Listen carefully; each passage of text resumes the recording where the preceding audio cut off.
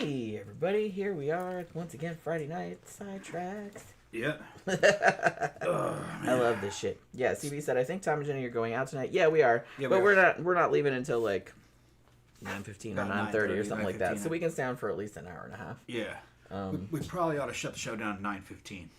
Yeah, that sounds about right. Because I'm ready, I just have to tighten the corset and get my purse and my phone. Gotta stop and get gas. Because see, I don't want to get there too early because it's kind of different when we go to Barbarella because that place is open and it's kind of cool anyway. So we show up at like 9:20 or something. Yeah, the people that are hanging out in there. And the people that are hanging out there, yeah, it's like usually just a couple leftover people like throwing axes or somebody having a birthday party or something like that, and it's fine.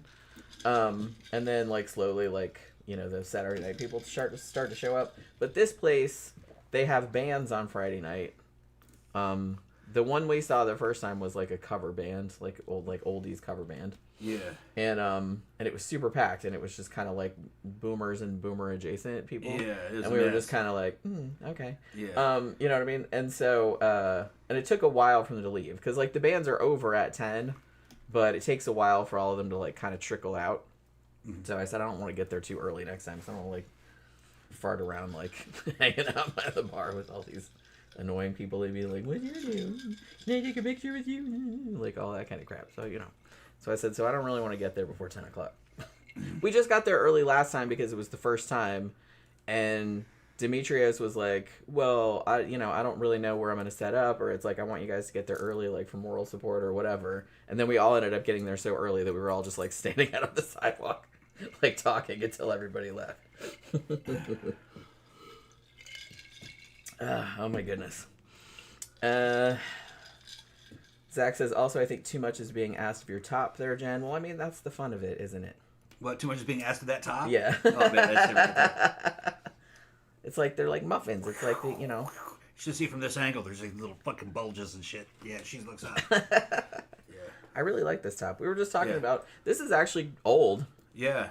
But it still like looks pretty, it's still in good shape. Yeah. I've had it a long time, and I kind of want to get more ones like that are cut like halter like this, because that's like tends to be really flattering. Yeah, it's real flattering for her. On me, but Yeah.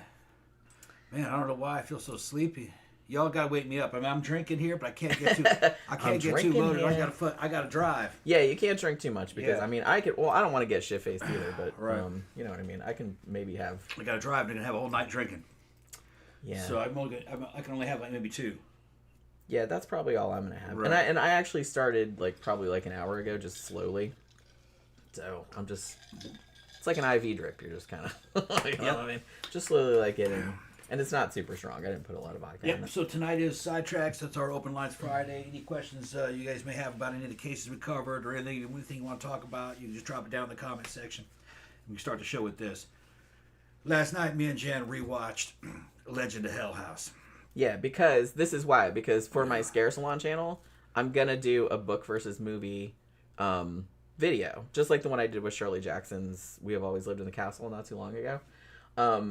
And I read the book the other day, reread it, and I wanted to rewatch the movie, even though I've seen it like 4,000 times. But it's like I hadn't seen it in a couple of years, and I wanted to rewatch it right after I read the book so I could remember like all the differences. I'd seen it a few times, but it was a long time ago. This video is going to be like a fucking hour long because I started working on all the notes and stuff today, and I was like, holy Jesus, this is going to be so long. I'd seen it before a couple times, and I remember it being pretty good.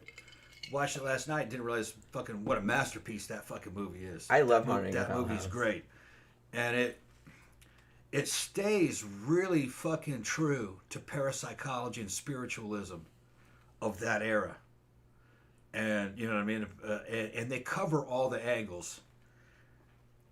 The paranormal investigator that's doing it is kind of skeptical. He doesn't think it's ghosts. He thinks it's just an energy that the human mind can channel. But that those ghosts aren't really there. And the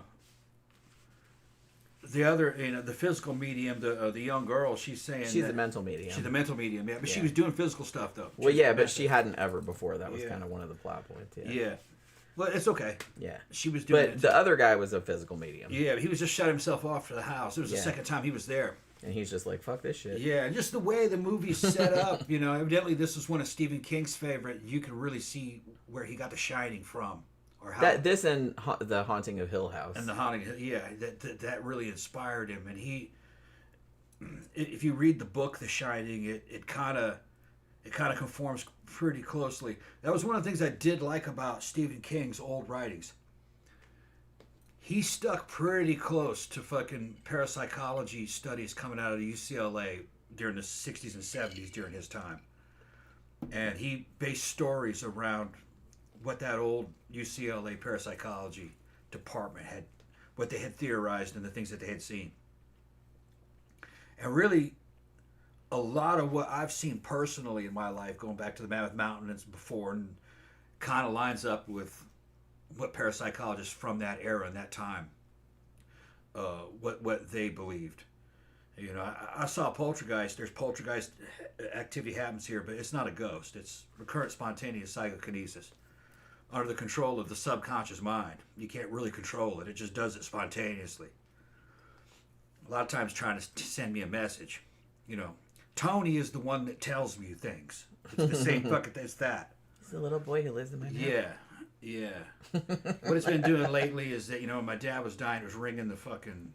The fire alarm. The fire alarm. It was like making it ring weird. Yeah, and I was listening to Jeffrey Combs and Frighteners talking about powers of the mind, and I started losing it. And I started to kind of fucking go sideways, and all of a sudden that shit went beep, beep, beep, and I said... Yeah, that was really weird how that happened. Yeah, and I went, and Jen was right there, and I went, my dad's dying. Yeah. So I called him the next day, and he was in the hospital, dying. Yeah. So I drove down there. And every time that thing fucking beeped, something bad had happened to my dad. Yeah, that was like his way of telling you, yeah. I guess. Or the universe. It was Tony's way of telling me. If you don't know what I'm talking about, read the book that Jen wrote about what had happened to my family. It's called fucking Mammoth Mountain Poltergeist. And she has an audiobook version. It sells very well. It's very well rated. And Steve Mera, a British parapsychologist that we worked for before, he loves that case. He also loves Jen's book, Unseen Hand, which is a compilation of poltergeist cases. He said it's the best book that he's ever read when it comes to just digging up all those old cases. I noticed that there wasn't really one like that. It's like an encyclopedia of poltergeist cases. There's a lot of like ghost story ones, and there's a lot of like haunted house ones. Mm-hmm. But I was like, there's not really one. Mm-hmm. I mean, or there hadn't been one for a long time. There was just like a compilation of. There's a lot of stuff back in the days of like William Roll and stuff like that. Like they would put out books of their cases that they had studied, but it didn't really seem like there was like an encyclopedia of, you know, all the cases. And I didn't put some stuff in there because some stuff there just wasn't enough details or something like that. But I tried to put in like everything I could find. And later on, when I got out of the Army, I moved to the Boston area and was living in Arlington. And me and my Army buddy Eric rented this 3-story house. It was pretty mysterious. But that was just a bad house, and everybody that visited us were afraid to be in that house. You know, had we to escort our girlfriends to the fucking bathroom at night through the hallways. They were afraid to go through that house by themselves. And I said, and I just try to reassure them, that's okay, just kind of a creepy old house. But it had that same feeling of being watched. I had bad nightmares in there, but it was a bad house, but it didn't have enough. From what I saw, it didn't have enough power to do anything to you. The only thing that happened was that feeling of being watched and bad dreams. You have really weird dreams in there about, you know, starving puppies in the pipes of the house and down in the basement. That's a pretty weird-ass dream. Weird, yeah, a bunch of mewling puppies starving and they're down in the pipes, and it was weird. I could see through the house and see through the walls of the house and see them inside the pipes. It was just crazy dreams like that. I didn't think I'd be able to sleep the rest of that night if I dreamed like that. I'd be in that house by myself sometimes. There was 3 stories of it, and it was unfurnished, really. Just the rooms that we lived in was furnished. And we lived there for a year and never paid rent. We didn't know who the landlord was. That's hilarious. Yeah, a fucking realtor put us in there. We paid first, last, and deposit. And we never saw the landlord, and we didn't know where to send the money. You were just like, yeah. Oh, well. Yeah, and the heater went dry. It was used that heating oil. And, man, it was in the middle of winter. It was fucking freezing. And I went down to that, to the heater. It was this It was in this. The thing was over 100 and something years old. This house, and the basement was made out of. It had stone walls, just stones, in mortar. They weren't even bricks; they were stones, like something out of fucking England. And this was, New England area, so it was that old.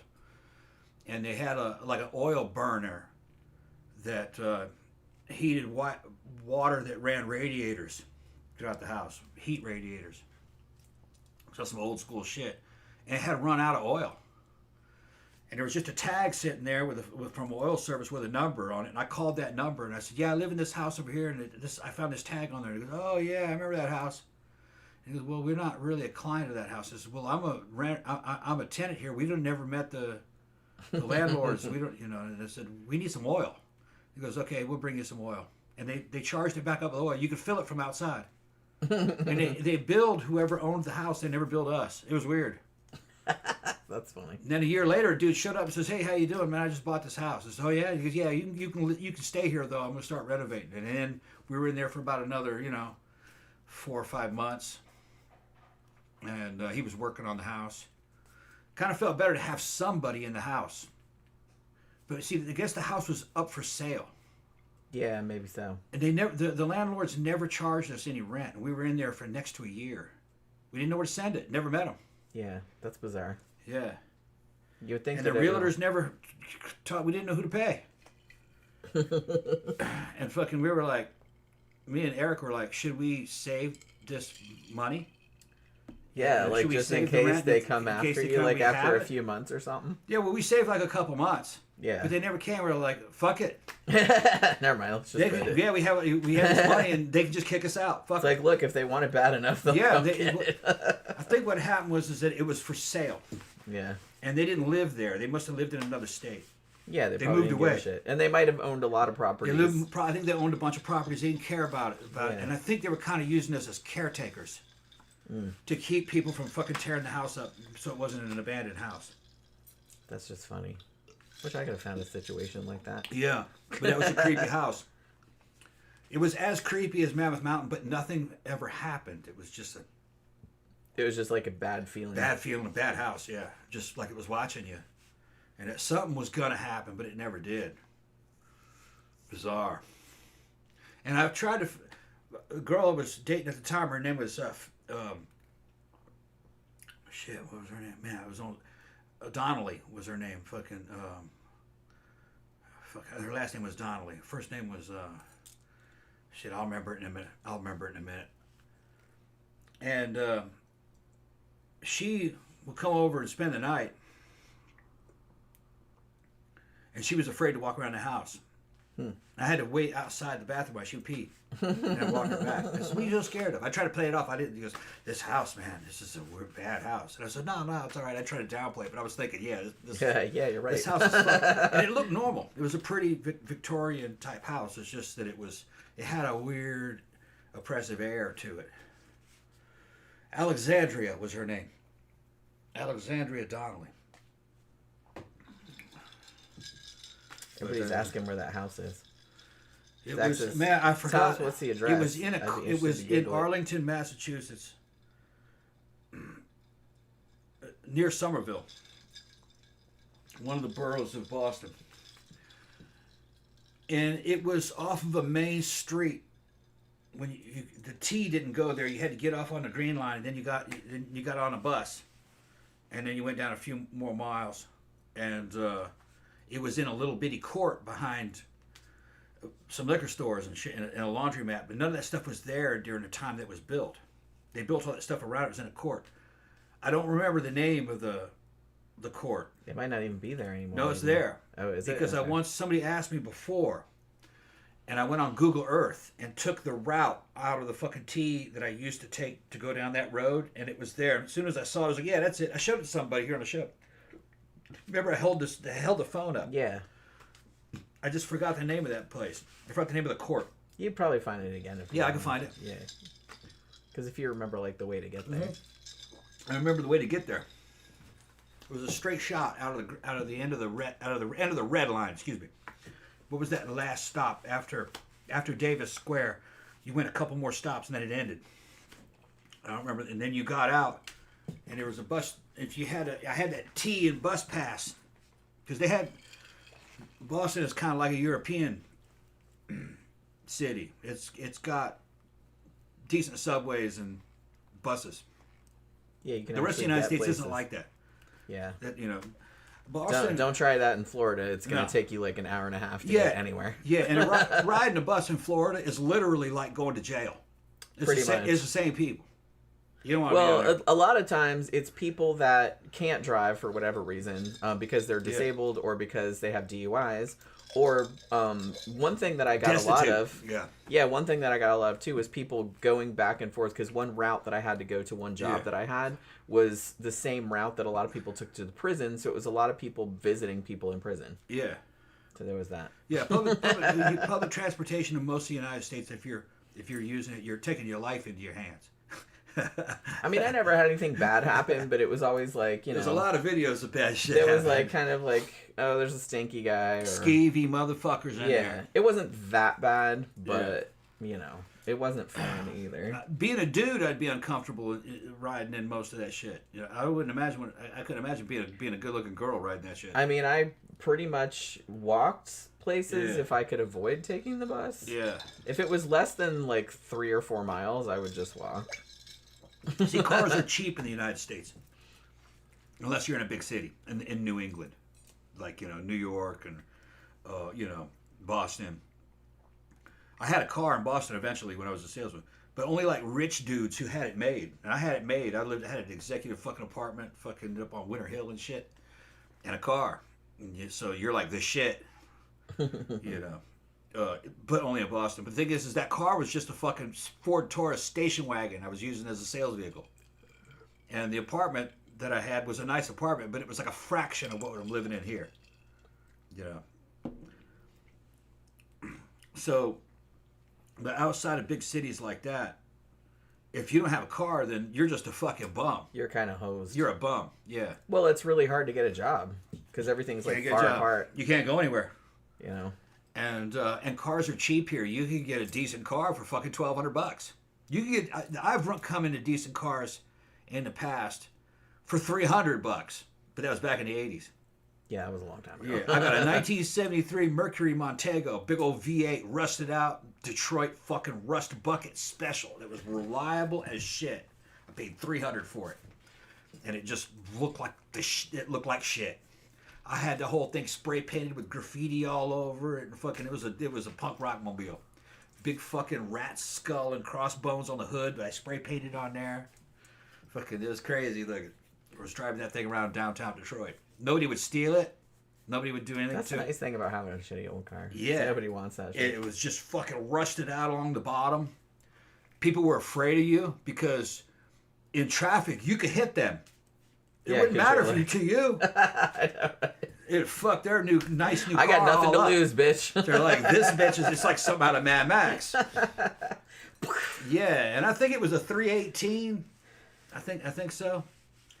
I think it was a 318 engine, 338. I don't remember what it was. It was a Windsor engine. I think I don't remember. I don't remember what it was called. But it was just a V8, and it was just rock solid, reliable American car. Nothing there. Didn't have AC. I was in Michigan, so it didn't need air conditioning. Yeah, I mean, you don't need AC. It had a decent stereo in it. It was a creepy car. It was like the car was haunted. It did. I was playing Skinny Puppy in it. Did you like sometimes look in the rearview mirror and there was like eyes in back? Yeah, I was thinking of that kind of shit. Like that creepy urban legend. I'd be blasting fucking Iggy Pop. The car that somebody got murdered in or something. Blasting Iggy and the Stooges, raw power. Driving around on that shit. Yeah, Bauhaus. Those were the days. Yeah. That's funny. I remember my brother buying an old baby blue Ford Pinto for $200. Yeah. And I think he had it for a couple weeks and it kind of exploded. Yeah, so as Pintos tended to do. That's actually a little bit of his did though. The Pinto, if you rear-ended the Ford Pinto, not the station wagon, but the little two-door, the little hatchback. That's what he had. There was a decent chance that you could cause a fire. That it would maybe explode. But it was no worse than most other cars at that time. That's true. It's just, the thing is that there were so many Pintos on the road that statistically, if you rear end a car, it's going to be a Pinto. And out of those rear ends, some of them statistically are going to catch on fire. So we were going to notice a pattern that Pintos catch on fire. And the media got a hold of it, and then they gave it a rap, really bad rap. So Ford just kind of like pulled the Pinto. But there was really nothing outstandingly unsafe about it. All the other cars were about the same. They would all explode if you rear-ended them the right way. Yeah, well, you know. Or the wrong way. Well, think of it this way. The Triumph TR7, which was a sexy little British sports car at the time, looked great. Didn't cost much. Lightweight little two-door fucking sports car. Was flimsy as fuck. You could rear-end that, and it could catch on fire. But there weren't enough of them on the roads. Yeah, so statistically, you didn't hear about that because there weren't enough of them. Yeah. That's another thing you always have to kind of think of when people are like, "Oh my God, this is happening." I'm like, "Yeah, but there's a shit ton of those cars." Sure, yeah. That's kind of like Yeah. So that's gonna change things a bit. You never hear about fucking that happened to Ferraris and shit because there's only like 4 of them in your state. I think I've only seen a Ferrari in real life like one time. Yeah. and I've lived like more than 50 years, so I've seen Ferraris. They're down in I've this seen area. Ferraris. Yeah, in this area. Just you gotta know what to look for. You. I've also seen Lambos, Lamborghinis. I have also seen a Lambo. Yeah, like once or twice, but it's just kind of another thing too is that I don't really pay attention to cars because I don't give a crap. That's what it is. So it's just kind of like, I mean, if somebody has like a super flashy one, you can't like avoid it. When we were living in, if it's in front of you or something. When we were living over on Markham Woods Road, I would ride up and down Markham Woods Road going to Starbucks and back to our place in Sanford. Markham Woods Road had mansions on it. And I'd see Ferraris and Lambos. Yeah. Right there. I also saw a reproduction fucking Ford Cobra, which is it was like a race car from the 60s. It wasn't an original, it was a reproduction. There's a South African company that makes a chassis called Superformance, and you can build one for under 20,000. Put a big Ford engine in it and shit, but they just look fucking fantastic. So you're gonna see badass cars here. You're gonna see, if you're in the right neighborhoods, Bentleys, lots of Maserati, 4-door like sedan type things. And they don't really stick out that much. That's why Jen doesn't really notice them. Well, I don't notice them because I don't look at anybody's cars. Yeah, it's a fucking car. The ones that will stick out that even a girl will notice are Lambos. They wouldn't gonna notice a Ferrari probably. Like I said, the only time I'll notice a car is if it's like bright yellow or if it has like some stupid shit on it or something. Yeah. Like I'll be like, wow, what's that person compensating for? That's usually the first thing I think. But normally I'm just like a car. It's like a place you get from place to place. If you see those badass sexy cars in Florida, that's an old dude driving it. It's an old man, and he's gonna be overweight. There's a fat old man in there. You're never gonna see a fucking sexy fucking 25-year-old fucking dude in that shit. No. I've never seen that ever. No. And he's a dude in his fucking 60s, and he's going to be driving that thing around, and the windows are going to be all black, and you can see once you see him, I guess. That's like the new Ford Corvettes. New Chevy Corvettes. They're great, man. They're right up there with a Ferrari, you know. They're fraction of the cost, but performance-wise, they're still there. And the styling's really good on these new ones. We're seeing them, and that's almost always an old guy in them.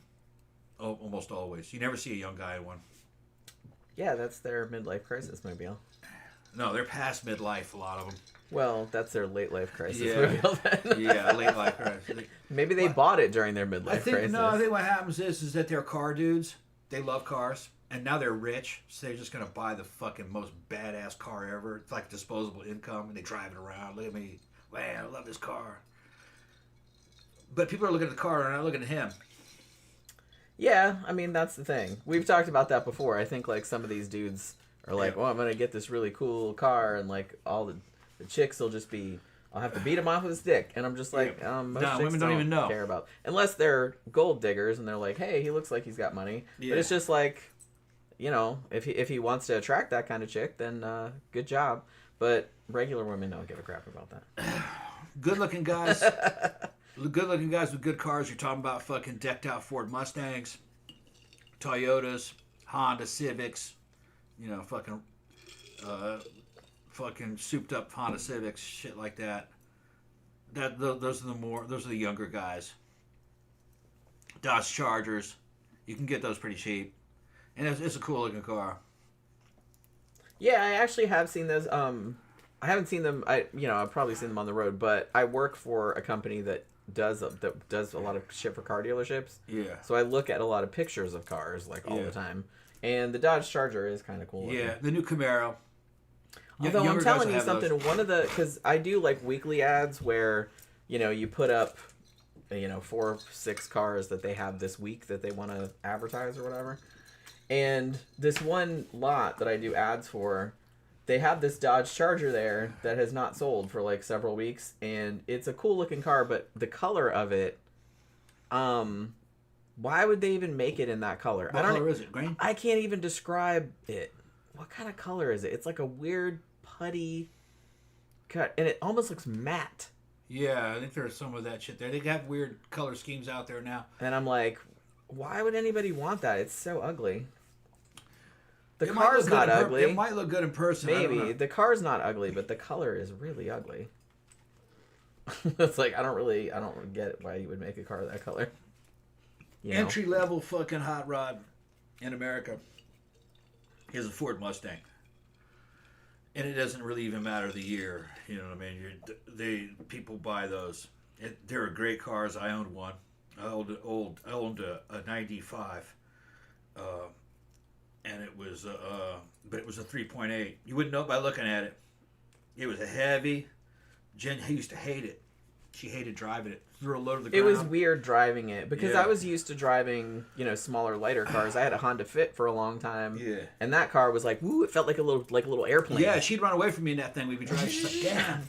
That Honda Fit's I have a little faster. bit of a lead foot. But the Mustangs, the entry level Mustangs, usually a V6. And it some people are going to say, that's kind of like the girls, that's your mom's version of it. It's your mom's yeah. car. You step up to the V8, that's the GT. All right. So if you got a GT, yeah, you're cooler than town. Yeah, even though some of the some of the V6s are damn near as fast, they're good too, especially the new ones.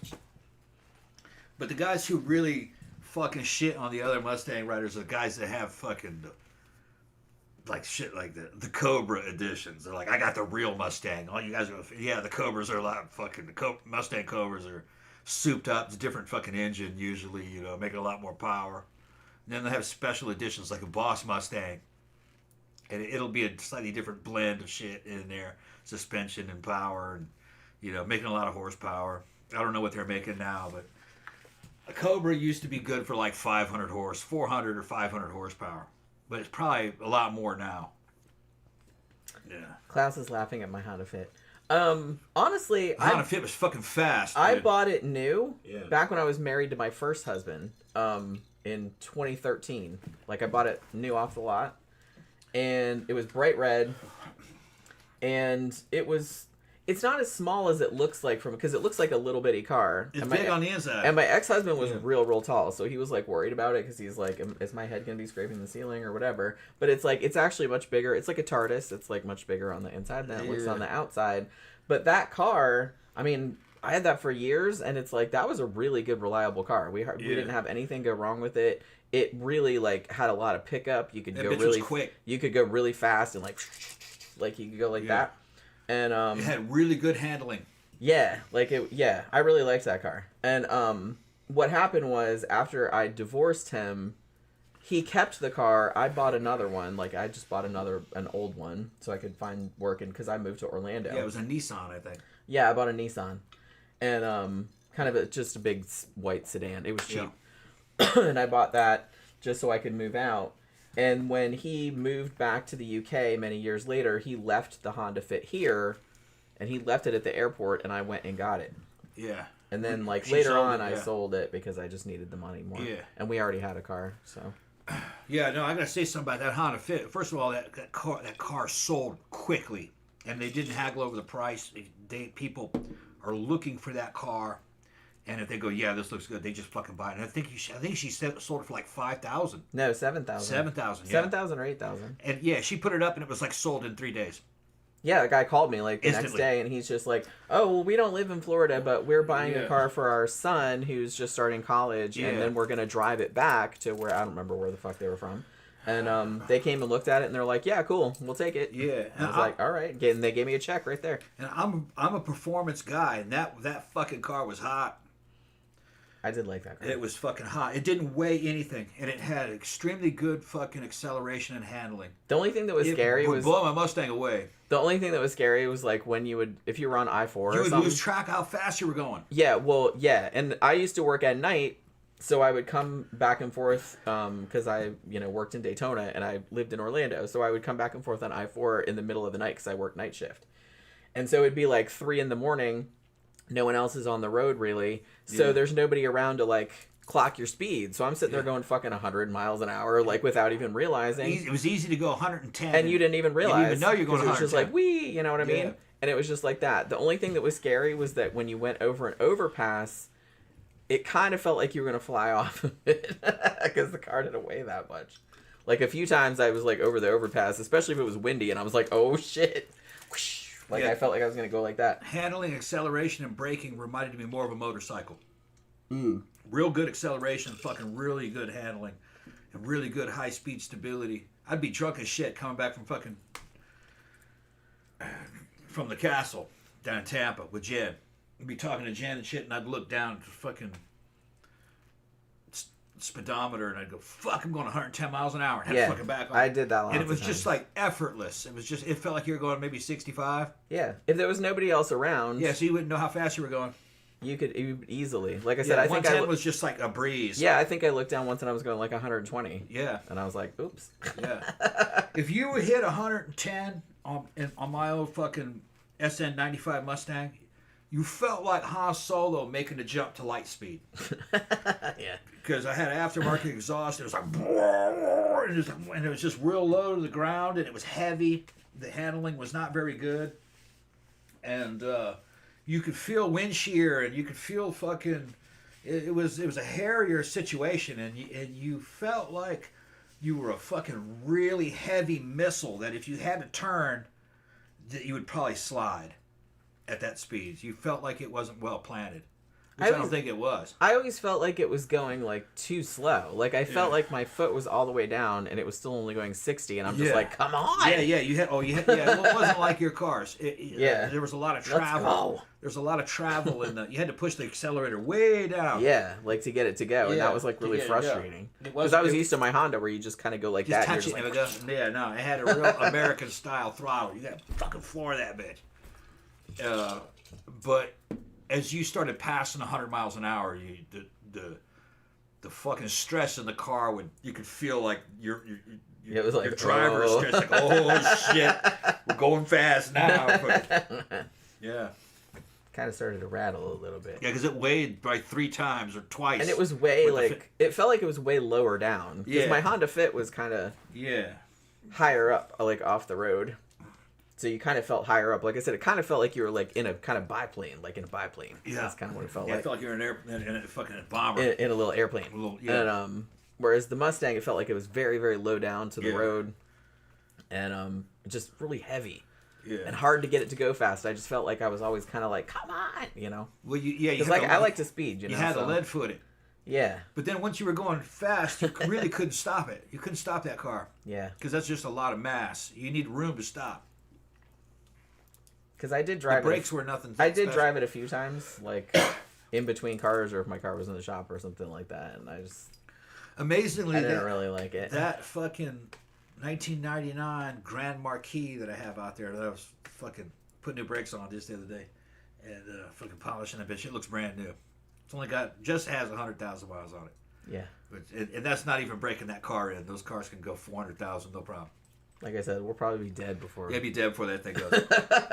And it's like what's funny is that that is the same car as the Mustang GT. It's basically the same car. It's made out of the same stuff. It's just that it's a four-door. It only weighs a little bit more than a Mustang GT from that time. Same motor, same transmission, same suspension. It's just, Ford, Lincoln, and Mercury used the same parts bin to make cars out of. Might as well. Yeah, the only thing that's different was the sheet metal and the little. Just put them together different. Yeah, put them together a little bit different. That's kind of like that's like Taco Bell's business model. Yeah, we have this many ingredients. We're just gonna mix them up in different ways and call it something else. Yeah, so a lot of dudes in the Grand Marquis and fucking Ford, a Grand Marquis, Lincoln Town Car, and fucking a Ford Crown Victoria are all basically the same car. Just the Grand Marquis, the Lincoln Town Car stretched about 18 inches for the back seat, 14 inches I think. So the passengers in the back have more leg room. It's a good limo type thing. The Grand Marquis is like what they call a luxury, executive luxury sedan. That's what they call it. And then the Crown Vic was that was just a sedan, basic. And that's what they made police cars and taxis. American taxis, American police cars are that. Just a more stripped down interior. But they're all basically the same car. And a lot of guys in the Grand Marquis scene, because I follow them on Facebook, they call the Grand Marquis the four-door Mustang. So they treat it with as much respect. It's the four-door luxury Mustang, and that's a good description, because some of them guys will actually start fucking doing engine modifications like as a Mustang, try to get more power out of it, better head, but suspension. They race those because they're so cheap on the used market here. You can use it as a race car. Crown Vics, a lot of them, but they pull everything out of it. Try to lighten it as much as they can. You got to put a roll cage in it and shit. Well, yeah. CB said my girlfriend bought a shocking pink car, and I had to take it back and switch it for a black one. She didn't want to be seen in a hot pink car. Honestly, the only cars I've had a couple red ones. Like one was I had two bright red ones. I had one kind of dark red, like maroon one. The other ones were mostly silver and white. I never had any weird colored ones. Yeah. So what's everybody saying? There's Oracle says, what did you think, asking you, what did you think of the Dale and the whole 20th Century Motor Company drama? The what? The Dale, that was that weird-ass car. I can't remember, all the details about it. I don't know anything about that. I don't know about it. Okay, so he never heard of that. Because I remember you mentioning that before, because I think I wrote it down. And then, what year did that happen? I don't know. Yeah. Camp Guy said, I had a 3-door Honda Accord hatchback and a 3-door Honda Civic hatchback. Yeah. I had a Honda Accord, but I had the sedan. And I bought it, it was pretty old, when I bought it, and it had a lot of miles on it. It had some problems, but not really. It was actually pretty reliable. One of the best cars I ever owned was a car my dad gave me when I was a kid. It was a 1984. He gave it to me, I think, in around 86. A 1984 Toyota Corolla SR5. I think it was the hatchback or fastback. It was a sporty little. I remember it being a 4-door, but it might have been a 2-door. I think it was a 2-door. 5-speed, 4-cylinder. Only thing I ever did was put fuel in it and change brake pads. That bitch fucking ran. And because it was a manual transmission, you could drive it like a little. I think it was a 2-door. It was a 2-door, and it had a sunroof in it, and good AC. Had it in Mississippi and in Michigan. It was black, and evidently those are collector's items now. Guys, if you should have kept it. What's that? Should have kept it. No, I went into the army. I'm just kidding. Went into the army. My dad took it back from me. And he sold it. He says, you won't be needing that. You're going to the army. I said, yeah, okay. He gave it to me, so I gave it back to him. Give me that. Yeah, that was a great little car. My first and car was like that Honda Fit. It was real light. Yeah. Fast. Fun to drive. Super reliable. Little bitty 4-cylinder engine, but it put out a lot of power. Because it didn't weigh anything. And it was 80s as fuck. Just boxy, fucking wedge. Yeah, they were all very boxy back then. Yeah. Yeah. The first car I had was a 1987 Toyota Tercel, which they don't make anymore, and it was bright red. I loved that car. It was also a manual transmission, so I actually did not know how to drive a manual transmission when I bought it, so I had to learn on that car. and I did not enjoy it. So I'm like, yeah, I'm not gonna get one of those. There was a lot of comments here anymore. Oracle said it was in the mid-70s, the whole thing about the Dale. Yeah, I never heard of it. Yeah, we should look something up. Like I said, I think you said something about it before, and I got curious and I looked it up. But I didn't, I don't know that much about it. I just saw, like, the pictures of it. Full Metal Nosferatu says, worst cars I ever owned were a 1985 Plymouth, unreliable, Reliant K car. Oh, I remember those. And 1980 Dodge Omni. Absolute trash. Yeah. Plymouth and Dodge. Yeah, you don't really, I mean, I know they still do Dodges, but that's mostly trucks, don't they? I mean, I feel like whenever I do that, it's almost always Ram, like Dodge Rams, isn't it? What are you talking? What? I'm reading the comments. What'd you say? Oh, I said they still have Dodge, right? Is Plymouth even around? Yeah, oh yeah. No, Plymouth isn't around. Yeah, Dodge is around though. Yeah, it looks like I said, don't they just make trucks mostly? Plymouth is gone. Oldsmobile's gone. My dad had a lot of Oldsmobiles. I think my brother had one too. What was that called? An Oldsmobile 88? Yeah. My brother had one of those. It was white. It was white, and it had like a blue velvet interior. Yeah. We used to go to shows in that. Oracle says the Dale might make for a good true crime episode. Every 5 minutes, there's a new twist to the story. Yeah, I think I wrote it down. I think I wrote it on the topic list because I looked it up for a second. I was like, yeah, that might be like. Oh, we got our Norwegian in there, man. Klaus is back. I guess his girlfriend let him out of the doghouse. Oh, what happened with that? Don't you remember? I don't remember. I said, "Oh yeah, she's cute," and he goes, "She's not that cute." Oh, that's right. You were like, right. What? Yeah. I was like, "Oh my god, I would smack you in the mouth if you said that." He was drunk. Especially like in. I mean, I know just we saw it, but still, that's mean. Zach, he likes American. He likes don't say shit like that cars. about. Yeah. Don't say shit like that. Zach, American muscle cars were good. I grew up with them. Chevelles and shit. We were coming out of high school up in Michigan. And my friend Mike, he got one of the, I think it was a '72 Chevelle. And man, we used to just thought it was a piece of shit. It had a good fucking muscle look to it, kind of muscle luxury car looking fucking thing. That thing's probably worth a shit ton of money now. But at the time he bought it, in those days in the 80s, we thought it was a lot of money if you were a kid. He paid $700 for a wow, you got a real car. $700. $700. That's like $1 million. Whoa, yeah. Yeah. I mean, it might as well be. Yeah, he drove that thing around, boy, as a fucking gas guzzler. Yeah, we went through a bunch of old cars when we were kids. But one of the things, Klaus, about the American 70s muscle cars, a lot of them weren't really muscle cars. A lot of them were just had styling to look like they would be fast. They weren't fast, not by today's standards. That little Honda Fit of hers would tear up all those cars, would fuck them all up, just in speed. Yeah, he would handling. When I picked it up from the airport, he was following behind me in his Mustang. Oh, it outrun me, yeah. And I was just driving regular, and then I looked back, and I'm like, where the fuck he go? Yeah. And my Mustang was like a 96, and it was in good condition. I rebuilt that engine. I rebuilt that engine, fucking, because it had a rod knocking when I got it. And I pulled the engine and fucking put new bearings in it, put it right back into action. Had a divorced dual fucking shorty exhaust on thrush fucking mufflers. Had a fucking great sound. It wasn't fast though. Now you could get a supercharger for it out of the fucking Thunderbird, the 3.8 liter V6 Thunderbird, and put that in there. I was gonna put supercharger on it, but then because there were used superchargers that off the Thunderbird floating around. But I'm looking at it and I'm like, did all the numbers, like, man, that's like another $600 to get that fucking supercharger together and get it in there, and a lot of work. And really, you're only gaining like 40 horse. So you're like, 40 horsepower isn't going to make a fucking difference in this. Because it was a very mild boost, you know. And you're like, fuck, man, if you're going to do that, might as well just pull this engine out and put the V8 in it. Which you could get the fucking 4.6 liter V8s out of anything. Like an old Crown Vic or old Mustang. They were out there.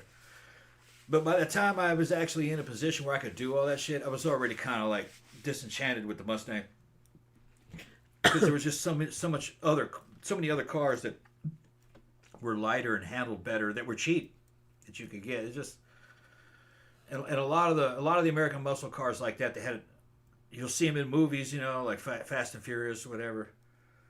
In reality, those cars aren't any good. in the day that they made them, they were meant to be disposable. You had the thing. All the American car companies wanted you to buy a brand new car every 5 years. So there was planned obsolescence in them. Some of those cars you would get in and you was like, well, what the fuck did they do? They'd just glue things together. They would use fucking real shitty hoses. Thermostats would always go out, or they give you a real shit thermostat. Things weren't really well thought out. Some of the interior stuff was just hot glued together. It's just fucking crazy. Like a lot of the firewall was just hot glued or nailed together with a nail gun. Because they were just working fast trying to put that thing together to make it as cheap as possible. Because they were cheap in the days, a few $1,000s, which was kind of a lot of money back then, but not that much money. They'd finance them. They wanted you to drive it for 5 years and then give it back to the dealership and buy a new one. That was the market. That's what they were trying to do. But some of those cars had really good styling and had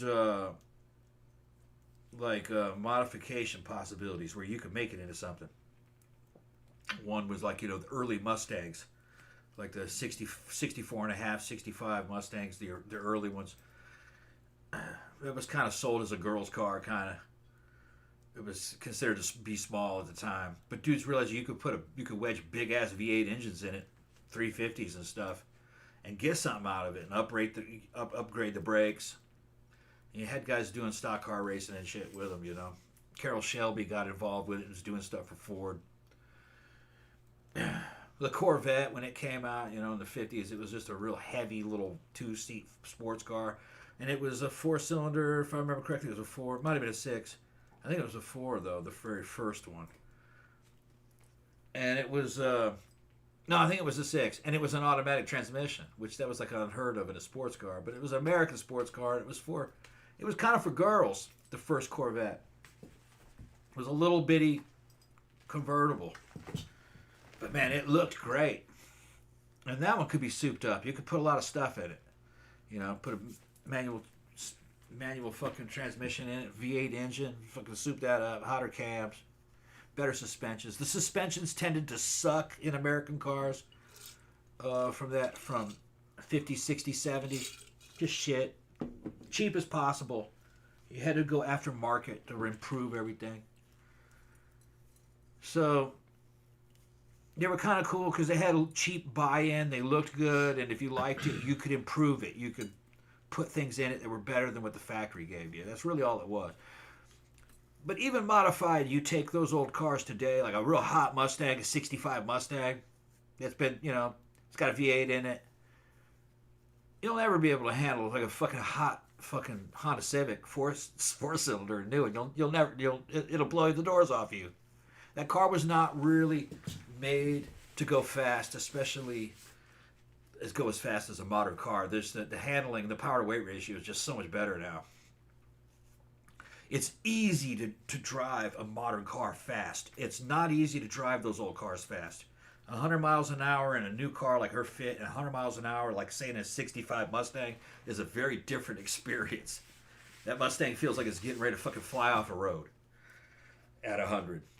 100 in that Honda Fit, you don't even notice it. It feels like you're going about 70. Yeah, I didn't even. You don't even notice it. Yeah. Hyde says, anyone going to see The Conjuring Last Rites tonight? I'm ambivalent about the Conjuring movies. The first one was good, and I've seen the other ones and other ones in the extended Conjuring universe since then. I don't know. I kind of feel like one of these days we should maybe do a Conjuring review of I think we've reviewed some of it. Didn't we do one of the Annabelle movies? And I think we did The Nun and some other ones that we saw in the theater. But I don't even think we've ever done the original Conjuring now that I'm thinking about it, which is actually still my favorite one. But I haven't seen some of the other ones, Zach says, my aunt used to drive a Pinto in the 70s and crashed it. She still has to get knee surgeries to this day. Poor Pinto. Yeah, well, like I said, my brother had one for, I believe it was 2 weeks. He bought it from, did he buy it from my grandfather, I feel like? It was baby blue, and it was a hatchback. It was ugly as shit. And wasn't like shiny or nothing like that. It was like matte. So I don't even know if it originally started out powder blue. Maybe just somebody painted it with house paint or some shit. But yeah, it pretty much exploded like after a couple weeks. So we had to get another car. But it was only $200, so not too bad. You know what I mean? Zach says my mom used to drive a Probe, and that thing had constant problems. Yeah, I never heard anything good about the Probe, to be honest.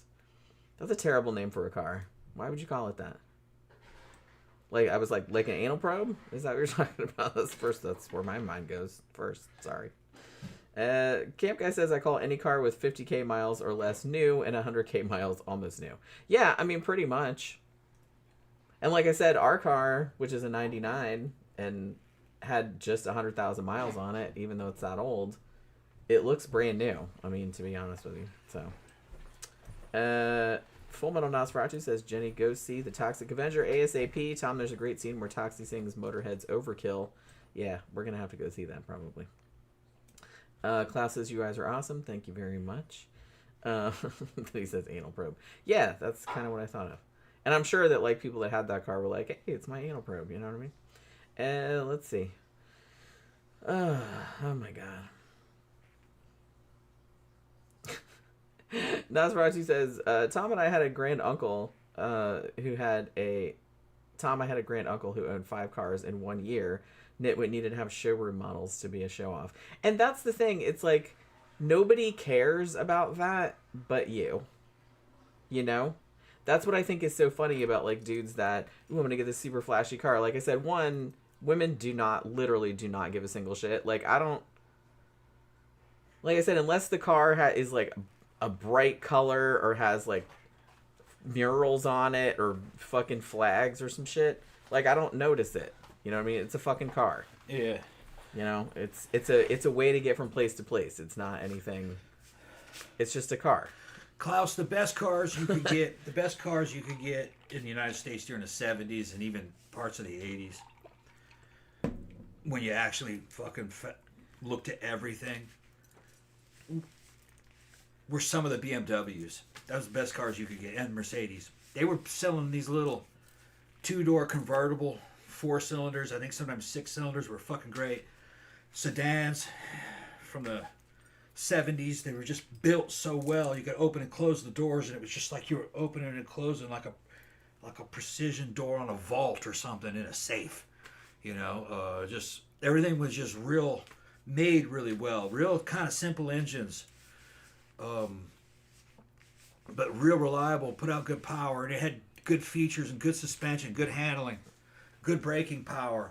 They looked good. But slowly Japan overtook them. Hot, you know, the hottest fucking Japanese car, man. The thing that kind of broke the fucking rules was probably like the Datsun 240Z. I remember those. Yeah, when that came out in the 70s. The Datsun 240Z was an inexpensive car that would just beat the shit out of a fucking Porsche. It was better handling. It looked good. It was made real well. It was fucking fast, had really good handling. They were everywhere. Then Datsun changed its name to Nissan eventually. And it's the Nissan Z cars. I did have a Nissan for a while. The Datsun 240s, and then the Datsun 280 was good too. The Datsun 280 had a lot of luxury shit in it, and it was a little more, it was heavier. I like the fucking 240 better. It was more primal, simple, fast, little light sports car. When the Datsun 240 came, people realized that the Japanese could make fucking great cars. And fucking Honda and Toyota just eventually took over. Almost every car I've owned has been a Japanese car. I've had a couple Hondas, a couple Toyotas, a Nissan. I think the only American car I've owned was a Ford Taurus, which was fine. Y'all know I bought it super old, but y'all know I like motorcycles too. I got 2 Buells. I want a Harley, also a cruiser, but I just don't know exactly what I'm going to get. And I really would kind of like to build something, but we'll just see. And so I like American motorcycles, but I tell you, man, the best motorcycles fucking... Overall, the best motorcycles are fucking Honda. Even the early Hondas when they first came out in the fucking 60s, they were super reliable. and they had fucking great handling. Soichiro Honda, the guy who fucking owned that company and directed it and everything, he was kind of like the Japanese James Dean, and he loved motorcycle racing. So they started off as fucking racers. And, man, by the time in the late 60s, I think it was around 68, the fucking Honda CB750, fucking 4-cylinder 750 air-cooled fucking motorcycle, nothing could beat it. And Harley Davidson had, I think, kind of a cooler looking motor, and you could do shit with that you couldn't do with a Japanese bike, but you could make custom Japanese bikes too. But it just came to pure fucking performance and power to weight ratio, reliability, fucking Honda. And Suzuki and Yamaha were no joke either. They were fucking real good also. Kawasaki, good. I mean, all the Japanese cars I've owned have been super, super reliable. Yeah. But the king of them all, when it just comes to quality and fucking just designing, is fucking Honda. And that's what I'd like. I don't really care if as long as it doesn't look like a beater. And even then, I don't really care that much, to be honest. Because my Ford Taurus looked kind of beat up, but I didn't really care about it. Honestly, as long as the car gets me from place to place and gets good gas mileage, and I don't have to fix it every fucking 3 months, then it's fine with me. Problem with Honda motorcycles, is that those bitches don't have any soul. Everybody's got one. They're like a commodity motorcycle. They're just generic, like a universal motorcycle for the Honda. They're just everywhere. They have a hard time getting a soul to them, and to ride most of the Honda products I've ever rode are just fucking. They're so svelte and so perfect. There's no character in them, you know. Kawasaki had a little bit more character, a little rougher around the edges. It was kind of a different experience. Out of the Japanese motorcycles, I like Kawasaki's because they're kind of imperfect, but they're still real reliable. They just kind of, styling is kind of funny, you know. The Honda's, their styling is always real fucking conservative, and when they try to be wild, it looks corny. That's the only thing about Honda that I don't really like. Well, I mean, that's kind of their thing. It's just, they're known as kind of the reliable fallback kind of. Yeah, and brand. It works and it handles. And they should just kind of stick with that. Yeah. Don't try to get too crazy. Like other ones can do that. That's not their niche. No, but they're. Would I ride a Honda? No. No, it doesn't really. You show up on a Honda, man, they're like, that's not really an achievement. Those bitches will run forever, you know what I mean? Everybody's kind of got one, and they're just kind of characterless, kind of. If you wanted to go to a race, though, yeah, you want to fucking have a Honda. If you want reliability, if you're going to drive it. And other motorcycles can do that, too, though. But I'm just saying, Honda's fucking good. They're real good. And a lot of people don't realize that a lot of the choppers of the 1970s that a lot of bikers were riding, especially in California, were Hondas. They were fucking chopped Honda CB750s, air-cooled 4-cylinder. They used those a lot because that motor was just so good, you know. But the chopper, it was in a bike that was almost all custom, though. They just said, we're going to put a motor that's reliable. Put that Honda motor in it, you know. You could put a Harley motor in it, but in the 70s, Harley was owned by fucking AMF, and AMF products weren't that good. The factory was kind of worn out. The parts were slightly out of spec, so they would leak oil, and you'd get a brand new bike, and you'd have to have it corrected. You have to have the engine blueprinted to get it right, because the factory was worn out, and there wasn't having much consistency in the shape of fucking. Everything was slightly out of spec. You had to just make sure. Now, they weren't all like that. Some of them were good, just depends. And here's another thing, is that AMF bikes, there's a lot of them out there. Ironheads, especially Ironhead Sportsters, there's a lot of them out there. And for relatively cheap money, you can get a basket case for about $1,700 sometimes. It's just all in pieces, so you're gonna have to fucking work with it. And they're AMF, and they're kind of making a comeback. Fucking, there's like a nostalgia element to like AMF. They're even like guys are advertising, reviving these AMF Harleys and putting the AMF stickers on them. You know, there's a fucking kind of these damn rainbow looking fucking thing. You know, Harley Davidson. You know, '70s fucking motifs. Because people will talk shit about AMF Harleys, but AMF was, you know who I'm talking about? AMF was a sporting goods company. They mostly were known for making bowling pins and bowling balls and bowling stuff, but they also made like catcher's mitts and fucking anything, anything having to do with sports equipment. And so people will talk shit about, like, that's not a motorcycle company. Why'd they buy that? Well, they also own companies that made fucking shit like jet skis and boats and shit, So they knew how to run a company. But AMF saved Harley Davidson. Without AMF, Harley would have been long gone. Harley was going out of business when AMF bought it. And had they not bought it, it would have gone the way of fucking Henderson and Indian. Indian's back, but that's not really the same company. It's Polaris bought the name the brand name Indian, and they're making it. But they're good motorcycles. The new Indians are great. Dollar for dollar, if I was going to get a new American cruiser, I'd get an Indian. But I kind of want a retro bike, something from the 70s or 80s, so that means Harley, old Harley, Ironhead.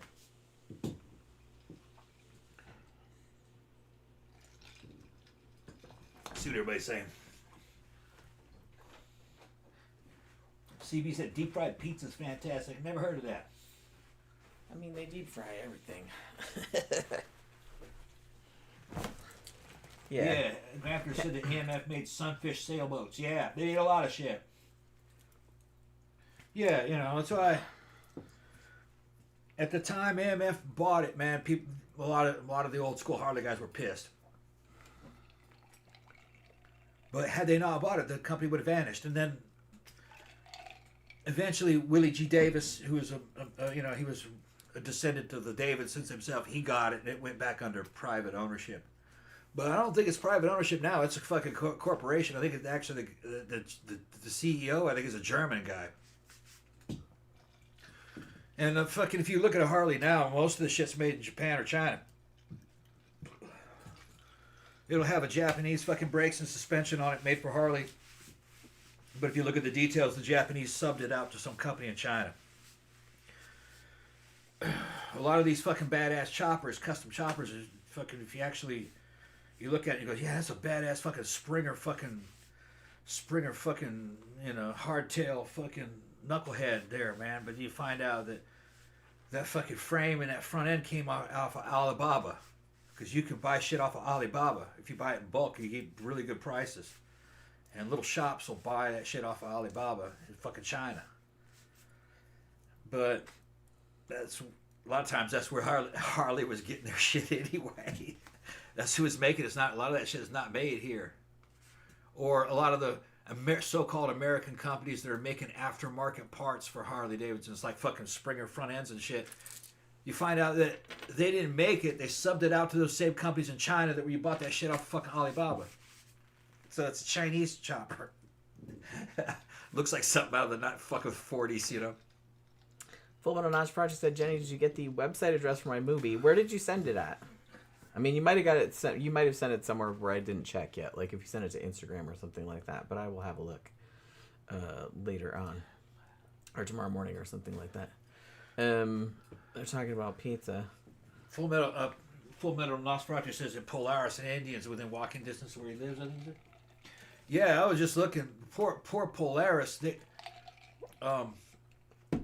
Polaris had a company called Victory that made a Harley Davidson American style motor, which they were pretty good, man. But they got no resale value. I just saw one come up on fucking Facebook Marketplace today for $700, a full dress, big bike, and it's running with title and everything. $700. That's all that dude could get for that thing. If that was a Harley, he'd want $4,000 for it, because nobody wants the Victory. I don't know why. It's just that they say, well, it's Polaris, but so is Indian, and those things just sound like hotcakes. It's also Polaris, and Polaris owns all kinds of shit.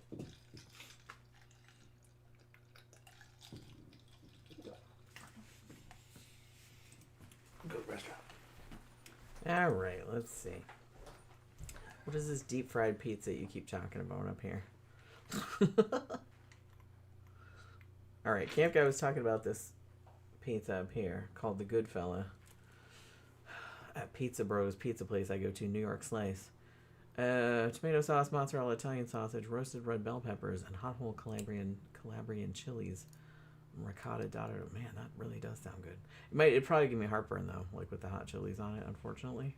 But man, that does sound good. Tom was talking about making he hadn't made a pizza in a while, but we've been doing a lot of like Indian and Thai curries because we just went and spent fucking $60 at the spice place the other day. So we've been making a lot of stuff with that.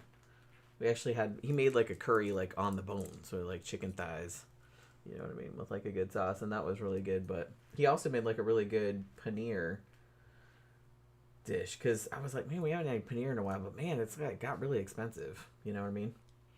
But we got one, I think it was like kind of a big block like that was, I think it was $14.99, and we got 2 dishes out of it. And by 2 dishes, I mean something we could eat off of, because he usually makes a big pot. So we ate off it for 2 or 3 days. So I guess it was worth it. You know? Okay, my little things won't go away now. Shit. Okay. I don't really need that. No, it says you gotta go to sleep soon. You guys are awesome. Yeah, thanks for stopping by, dude. Let me see. Hold on. Yeah, well, we'll be back on Monday, so hopefully you can come for that one too.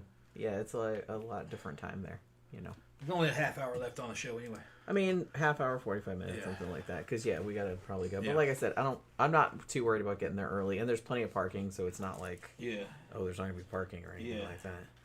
You know what I mean? I think it'll be good. It's gonna be packed tonight. I mean, we were surprised at how well it turned out the first time. Yeah, everybody loved it. Like I was like fucking everybody showed up. I'm like, holy crap! Like every fucking single person that we know is here. Yeah, almost like pretty much. Yeah, and everybody loved it. Even people I hadn't seen in a long time. Yeah, and I was like, man, where the fuck have you been? Yeah. So everybody seemed to like the place. So we'll see how it goes. They're doing a Halloween party too. I don't know if they're doing one before that. You know, but. Yeah. Because Halloween fell on a fucking Friday this year. Oh, look. Super chat. Oh, Beesnut sent us a super chat. Thank you very much. Flashbulb. Yeah, I just discovered that... Flashbulb. Because I was thinking Halloween is on a Friday. I said, ooh, that probably means my birthday is on a Friday. Because if it's not a leap year, usually my birthday falls on the same day as Halloween does. And indeed, my birthday is on a Friday this year, which is nice. Actually, our... wedding anniversary is not this Sunday, but the next Sunday, the 14th. Yeah.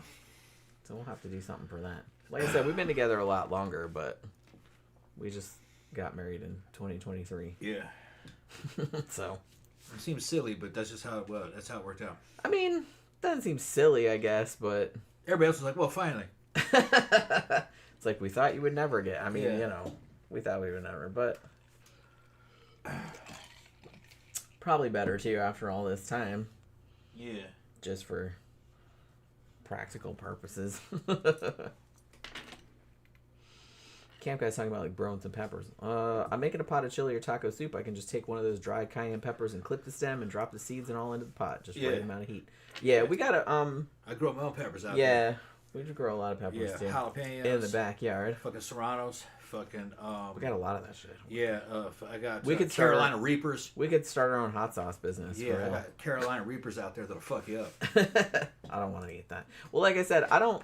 The older I get, I like kind of hot stuff, like not super hot stuff, but I just can't eat anymore. It's just I got a gallon. I got about a gallon of fucking hot sauce that I made in jars.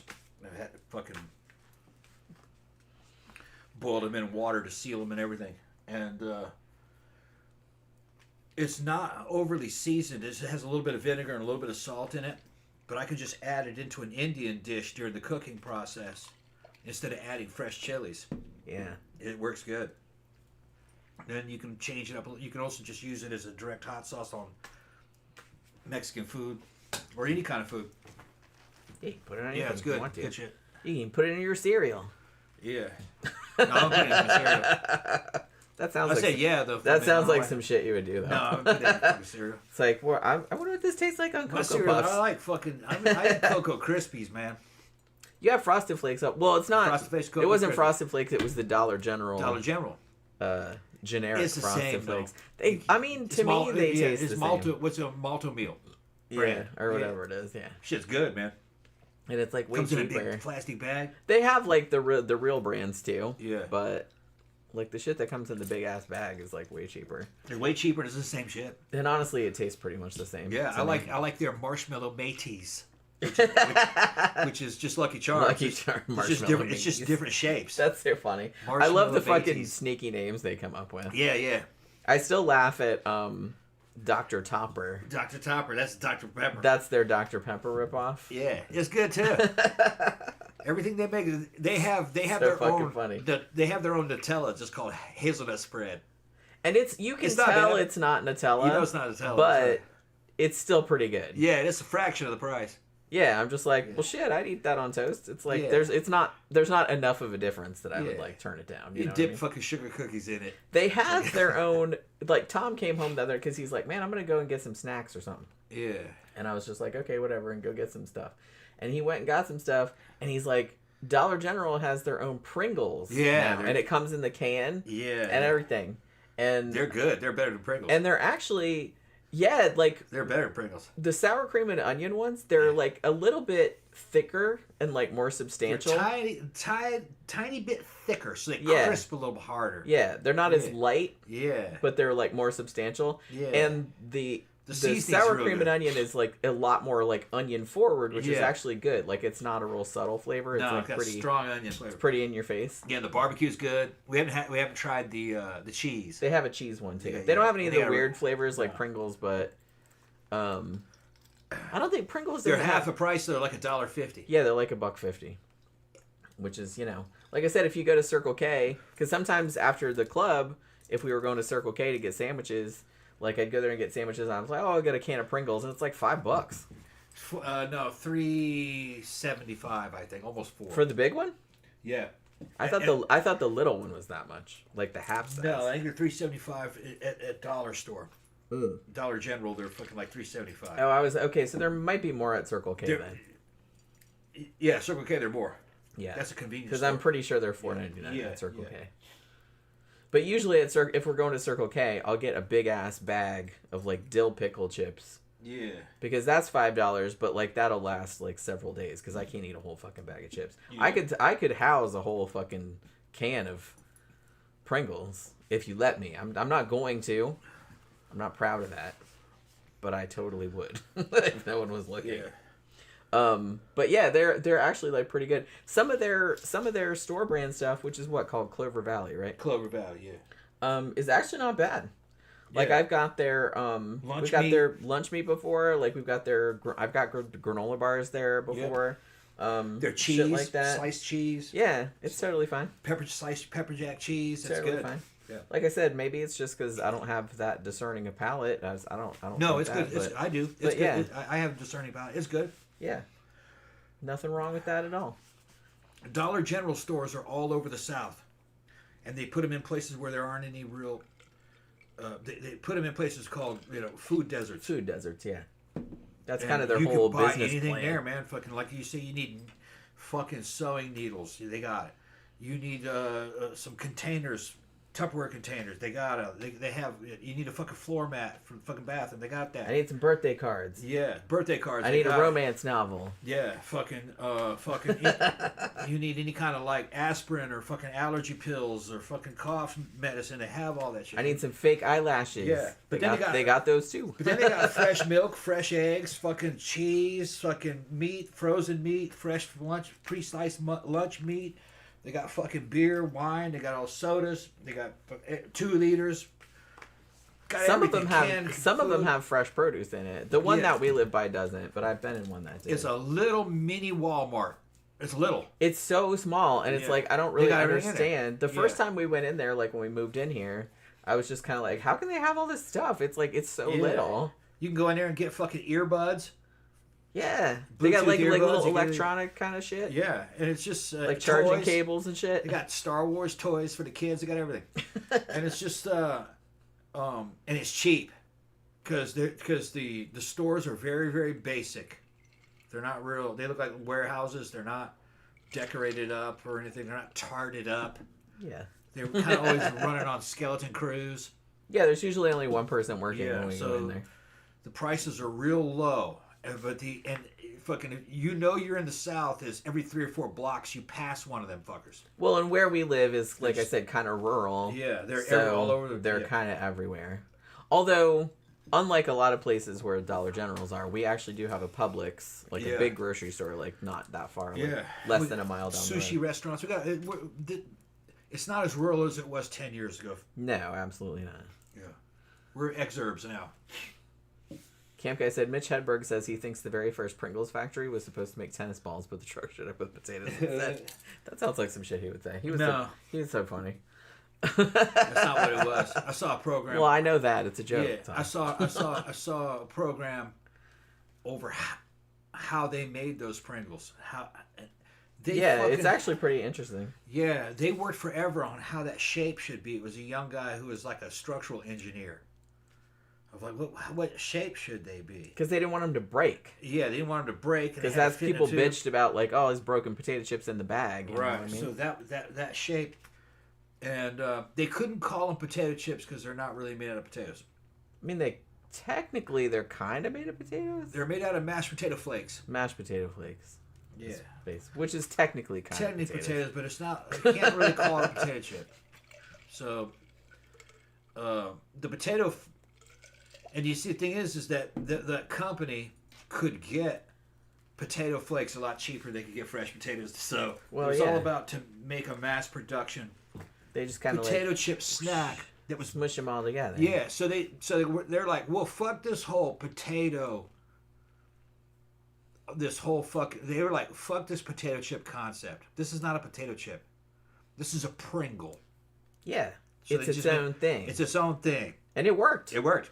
They sell that shit all over the fucking world. Yeah. I've heard that, like, even if you go in some little tiny village in, like, Africa somewhere, they still got fucking Pringles in the store. I've heard that. I don't know if that's true or not, but I've heard that. So it's Coke and it's Pringles. It's like they have those fucking everywhere. It was an original creation. You could get a lot of potato flakes. I like Pringles. I like regular potato chips too. The machine that makes it is ridiculous. They're squirting pure fucking a big hose the size of that fucking potato chip of fucking mashed fucking potatoes. It's like mashed potatoes. Coming out and it's dropping into a fucking... Well, there's like a fucking spinning blade that cuts them cuts that fucking raw shit and it's falling into a big vat of fucking oil and fries it. And then they're all reconnected and they're all restacked. And it happens quickly, so you can make a shit ton of them very, very quickly. So they knew what they were doing. Well, they better because I have a lot of those to eat, so they got to keep up. And then it goes through the process, and they're flavored and stuff. And I love that, like, in other countries, they do some, like, weird-ass flavors. Because if you go, there's a mall not far from us where we sometimes go, well, it's kind of far. It's like they got Japanese flavors. And they have, it's an FYE, like, in the mall, and they have a bunch of Japanese snacks, and they have, like, all the Japanese Pringles, and they have, like, some weird-ass flavors. Although here, they try to do... all the Japanese, but they just have some of them. They have some of them. Yeah, they have weird shit like fucking wasabi. Wasabi Pringles. And stuff. Which I don't want that. But, ginger, I love ginger Pringles. Now, that might be good. Yeah. But I remember one year, I don't know if they do this all the time, because Pringles is always kind of, potato chips are always just kind of like coming up with all sort of weird-ass flavors. Because Lay's has that contest every year where you come up with the new flavor for the year. Like, the weirder the better. Well, I mean, it still has to taste good, but you know what I mean? Everybody votes on it. But one year, Pringles, for Christmas, they put out like 3 Christmas-adjacent flavors. And one of them was like cinnamon, which that one was actually pretty good. What was the other one? Gingerbread cookie, I want to say. But one of them was like peppermint candy. Yeah. And that one was a little weird. Tanya's back in. What's up, Tanya? And I'm going to say, too, like one time, when I was talking about Lay's, how they did that contest every year where they do where people, submit flavors and stuff and then, like, people vote on them. the year one of them won, or I think what they do is the top 5, they put them out like for a limited time, and then people can taste them, and then you can vote on them. And one of the ones that was in the top 5 one year was cappuccino flavor. And I was at work, and I was in the 7-Eleven, like, you know, getting some coffee or something. And I was like, cappuccino potato chips. Yeah, yeah. You know I have to try good. that. Weren't they good from whatever? No, they were the ones that we were like, that doesn't taste like cappuccino. It didn't, yeah. That was the only thing. It's like, had it actually tasted like cappuccino, that might, because potatoes are pretty much a blank slate, right? You can do like a lot of stuff with those. But it's just kind of like, it didn't taste like, it didn't read coffee to me. It read coffee creamer. It tasted like that powdered coffee creamer sprinkled on a potato chip is what it tasted like. So it was a little, it wasn't bad, but I wouldn't buy them again. You know what I mean? So I was like, it's a noble idea, but you know, I don't know. I didn't really like it all that much. Like I said, my favorite ones nowadays are usually the dill pickle ones, which Lay makes those. Ruffles has got some. But the weird thing, like the last few times we've been to Circle K, like if we go down there to get Subway or something like that, I'll get like a big bag of chips, but it's like they don't have no fucking dill pickle. They had like dill pickle for a long time, and I was like, woo, you know, big bag of dill pickle potato chips, but now they don't have that flavor anymore.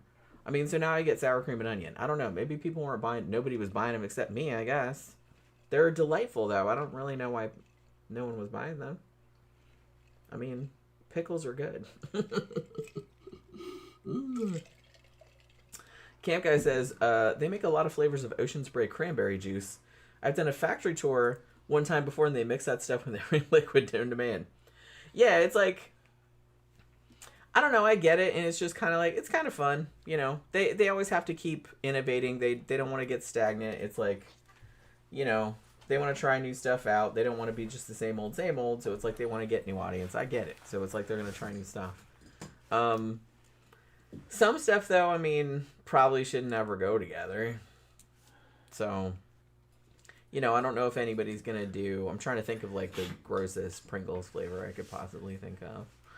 I'm sure somebody... Klaus and Tanya are going to stay for one more drink. Okay. Okay. We got you. Yeah, this is that you guys are having? Out of here. We'll be out of here in about a half hour, probably. Yeah, probably like 20 minutes. 30 minutes, something like that. Yeah, because we got to go out. But, yeah. But, yeah. I don't know. We got, one time we were down at Circle K and we got some sandwiches, and they had like a little end cap thing. And the Pringles was selling a new flavor they were doing. It was Pringles, right? That it was beer can chicken. Remember that? Beer can chicken. Yeah. That didn't taste like chicken either. It didn't taste like beer or chicken right, yeah. Or anything. Beer can chicken. It didn't. They weren't terrible, but it's just kind of like, I was like, they don't really, it's not knocking my socks off. It just tasted like seasoning. With the flavor. It just tastes like some kind of seasoning salt. And look, I love Pringles. Yeah. I like the plain ones. I like the cheese ones. I like the sour cream and onion. I like the pizza ones. A lot of the flavors I like.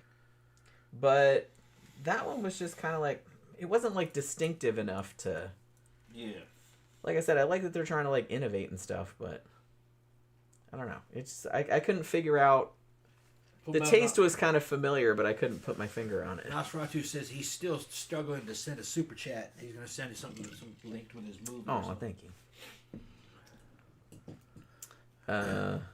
Camp Guy said, I like the old-time original Doritos taco flavor. Oh, man, I remember those. Yeah. I remember what the bag looked like. They're still around. I think they kind of came back and did the old bag for a while. Yeah. I think it was an old white bag with like the old white bag. But yeah, I kind of remember those. Doritos are bags. Yeah, there are a lot of old white bags. They are, yeah, especially around here. Yeah. But Doritos are no joke, man. What was the Doritos we got the other day? We got dill pickle Doritos. Yeah, they were good. One time, and those were also good. And then we got some that were, what were they? Chili lime, or that? It wasn't that. It wasn't anything like that, but it was kind of like that. I think they were lime. Those were good too. Yeah, they might have been spicy lime. They were kind of hot. Yeah. Like not at first, but like you'd eat them and then you're like, oh, ew, like in the back of your mouth. You know what I mean? Zach says I like the barbecue flavor Pringles. You know what? I know barbecue is probably one of the most popular I love that one, potato chip flavors. I've never been a fan of barbecue flavor. She doesn't like barbecue flavor. I don't really like barbecue flavor. I don't know why. I love it. Well, because people are different and like different things. That's why. I don't really like a lot of barbecue sauce on stuff. I don't like. I'll eat it. It's not really my favorite. I was talking about chips. We have those damn fucking sweet potato chips in there. Oh, that's right. Maybe you want to go get some. What was that? Did you hear that? Yeah. Was that Beijing? No, it was somebody out on the street. Hopefully nobody's in the house. I keep. Oh, okay. Was it? Sounded like somebody going, ah! And I was like, what the fuck was that? Passing by with stereo on. I thought it was Beijing yelling about something. No. Beijing's been very cranky today. Sweet potatoes. Yeah. Well, don't eat on the show. It's too loud. Want some? No. It's too loud. Yeah. Only a little bit left. Okay. Yeah, I think we ate all the... I think we ate all the fake Pringles that we had. Yeah, we ate the Dollar General Pringles. They're good, though. I'm going to get those again. Yeah, I mean... Big Dog says, do you prefer Circle K over Loves? I don't even think... Do we even have any Loves? Never heard of it. Yeah, I've seen them, but I don't know how many of them are around here. Where's the closest one? I would not be able to tell you. In where we live, it's like Circle K and Dollar General, like pretty much as far as you can see. In matter of fact, less than a mile down the road from our house, on the same corner where the Circle K with the Subway is, and then across the street is the Publix and the Domino's and the McDonald's and the Dunkin' Donuts and the sushi restaurant and the liquor store. There is another Circle K. So there are two Circle Ks. It's like, you know, like in New York City where they have the two Starbucks that are like right across the street from each other and everyone thinks it's ridiculous. Where we live, there is a Circle K on this corner and a Circle K on this corner, like diagonal from each other. I don't know why. But the one on our side is much nicer. The one on the other side looks... I've been in there like once or twice. It looks a little bit... Got thought of Circle K, Dollar General, and 7-Eleven. Yeah. Pretty much everywhere. And like, Racetrack. Yeah, we have a lot of those. We have this chain of... there are gas stations that are also like a convenience store, like Circle K or 7-Eleven. It's called Racetrack. I think they have those everywhere. But it's higher end. A little bit. Oh, thank you very much, Full Metal Nosferatu. Finally figured. They got really good food at Racetrack. Yeah. Probably not as good as Wawa, but. Yeah, not as good as Wawa. We only just got Wawa like a few years ago. Yeah, Wawa's better. But honestly, we talk about this a lot, but like convenience stores. Back when we were kids, convenience. Like if you were buying food from convenience stores, that was like the worst of the worst. Like it's you didn't know how long that hot dog was on that roller thing, or you know what I mean. You were just asking for some kind of like foodborne illness. You could just get the packaged fucking burritos and the fucking hot pockets. That was the and fucking nacho cheese, nacho with nacho. Yeah, chips with fucking cheese. That's it. And it was just kind of like ugh. But it's like crap. now And the food sucked. The coffee sucked. Now it's all great. Even the coffee's great. Coffee blow fucking Starbucks out of the fucking water. Honestly, I will go to bat for 7-Eleven's coffee. Yeah. I think their coffee is better than pretty much anybody. Yeah, and their iced coffee and shit, fucking awesome. Awesome. Circle K, the deluxe Circle K's even have rum chata. You go up to the damn. Oh yeah, at the like with where the go to the soda dispenser. Yeah, it's not a big gulp. That's 7-Eleven, but what do they call it? What do they call it at Circle K? Polar Pop or something like that. Something. But one of the selections, instead of like soft drinks, is rum chata, which is like a Latin thing. It's like it's tea and cream, spicy tea that's creamed. It's fucking really good. Kind of we got cinnamon and cream and honey and that's what it kind of tastes like. We don't have that at ours, but at the bigger one down the street they have that. Yeah. Rum chata. The bigger hub one. That one, because we stop at that one sometimes if we're going like to Lowe's or something like that, because it's on the way and it's much bigger, and they have a big car wash and everything. Yeah. That place has a whole ass thing in the middle, which is like all fresh food, fresh sandwiches, fresh fruit, like all this kind of stuff. And it's like convenience stores back when we were growing up did not have any of that. Like I said, you were lucky. And even if you bought like some kind of sandwich or something there, you were taking your life in your hands. Like you didn't really know what kind of illnesses you were gonna get from that. But yeah. Keith asked me to listen to his audio. I can't listen to that right now, bro. I mean, you could, but it might be super distracting. Now, Big Dog says, I'm up in the Panhandle in Milton. Loves and Circle K are everywhere. Yeah, like I've seen, I don't remember where I saw them, though. I'm sure we have them around here. I just didn't really notice them as much. We got a Culver's here we went to. It was pretty good. We just recently got Culver's, because I know everybody, like in other parts of the country, were like always talking about how good Culver's was. And we were at Harbor Freight one day. And in the strip mall where Harbor Freight is, in the parking lot up here, there's a Culver's, and I was like, what? When did they open that? I never saw that. And like we went in there and ate, and that was pretty fucking good. We'll have to go back there again because it's like they had so much on their menu that I got overwhelmed, and I was just kind of like, I didn't know what I wanted. So it's just kind of like, I'll know ahead of time next time. But if there's anything good at Culver's, let me know because I've only been there like once. I know everybody talks about like are they milkshakes or what do they call that thing? It's not quite a milkshake, is it? That Culver's does. Isn't it frozen custard? I don't know. Yeah, I don't remember. So I didn't get it. I didn't get it either. I just got a burger and fries, but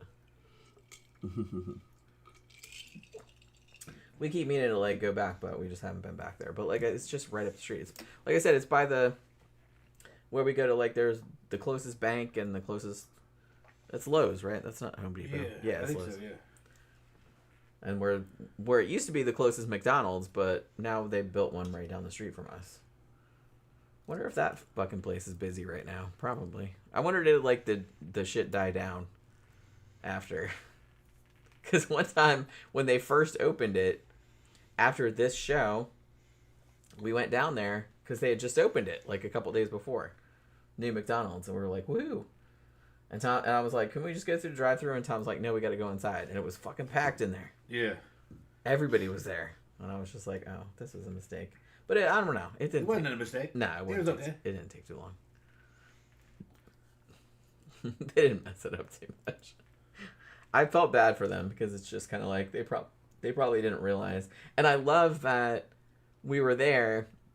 And, you know, most McDonald's nowadays, most fast food nowadays doesn't have somebody behind the counter. You just go to the kiosk and you order, which I like better, but okay.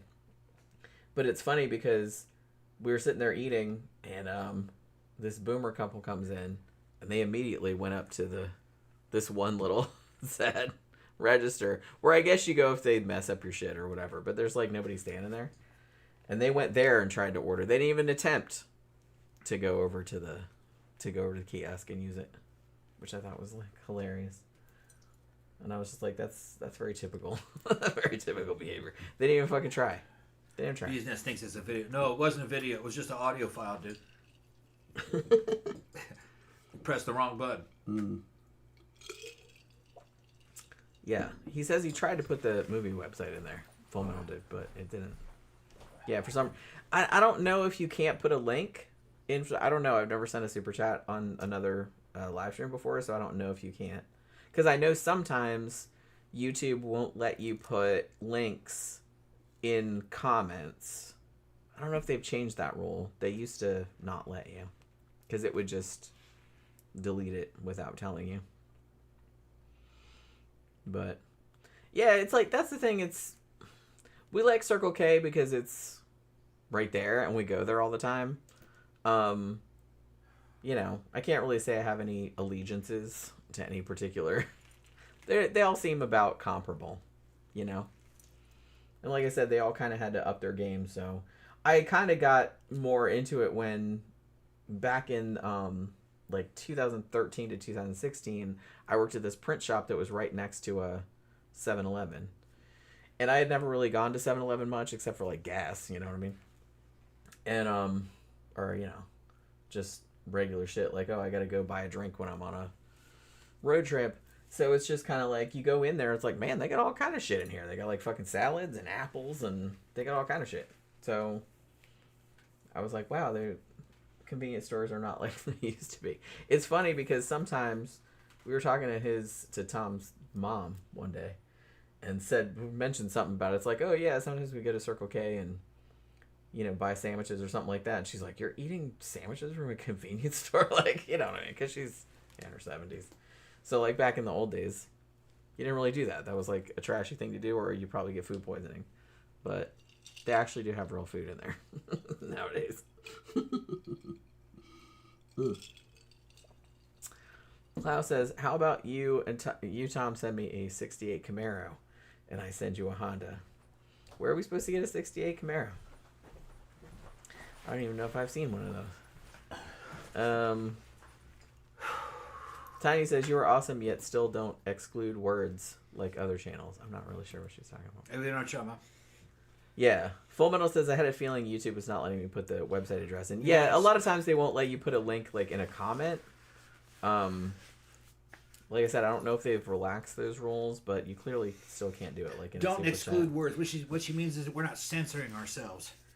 That's what I thought there she are some meant, people that are doing that. They won't say the word kill. They won't say the word rape. They won't say shit well, here's like that. Here's because the thing. They think it's going to fuck up their algorithms. It won't. Not anymore. Not anymore. It did for a little while. Like, you had to watch what you said because some of our older shows, especially ones about serial killers or stuff where we brought up real sexual stuff, like, you know, they would demonetize it or they would limit the monetization. I don't think I ever had one. I think the AI is better. It knows what you're saying, knows what you're talking about. I think it kind of knows what the topic or your channel is. Honestly, I haven't had problems with that for a really, really, really long time. Yeah. Like, all of our videos, like, even ones about really fucked up shit that we've talked about, you know, like horrible, depraved serial killers and stuff like that, no problem at all. Still monetized. Yeah. I don't get...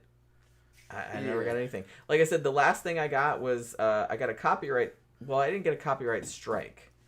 But I got you can't monetize this video because Tom had shown part of a Skeletal Family video without the sound. Not the sound, just a few on seconds his of it. Yeah. tablet, and they gave me a copyright thing for that. And they didn't give me a strike, but they said that I couldn't monetize it, and I was just like, okay, whatever. Man, and I thought that was so ridiculous because that video was like from the fuck 80s. Yeah. And it wasn't even, it was an obscure video. But obviously not, because whoever owns the rights to that didn't want you to do pretty much saw it immediately. Well, the AI saw it and like alerted someone. So, but honestly, most of the time, sometimes I'm shocked because I'm like, oh my god, this is so going to get demonetized, but it never does. We haven't really got anything demonetized for a long time. Tony says, exactly, Tom, I can't stand when they do. Yeah, you also have to consider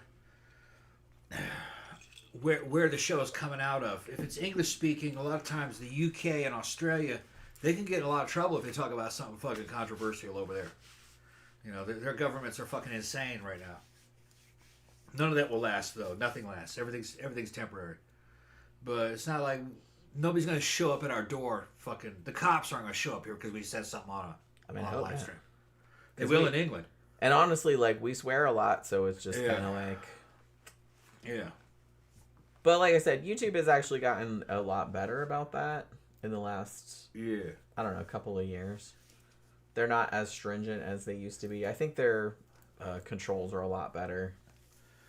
Well, I think it's because it used to be that it was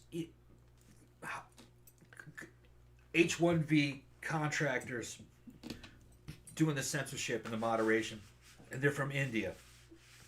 They would do whatever YouTube tells them to do, especially 3 or 4 years ago.